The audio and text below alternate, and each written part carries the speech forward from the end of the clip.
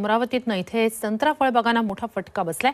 सततचा पाऊस आणि पिकांना पुरेसा सूर्यप्रकाश मिळत नसल्यानंच संत्रा पिकं पिवळी पडू लागली आहेत। यामुळे संत्रा उत्पादक शेतकऱ्यांनाही मोठ्या प्रमाणात फटका बसलाय।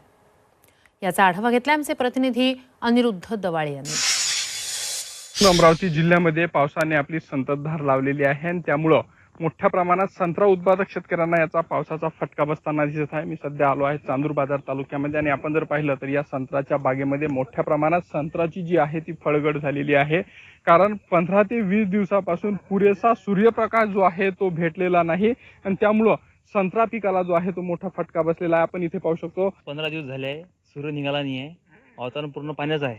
त्या कारणास्तव संत्र जास्त गळलेले आहे आणि संत्र्यावर डाग, हा काळपणपणा, पिवळसरपणा जास्त प्रमाणात खूप गळ झालेली आहे। सूर्योदय दर्शनले जवळपास 15 ते 20 दिवस झाले, एकसारखं पाणी असल्यामुळं जास्त प्रमाणात संत्रा गळत। चांगला संत्रा जरी असला अशा पद्धतीचा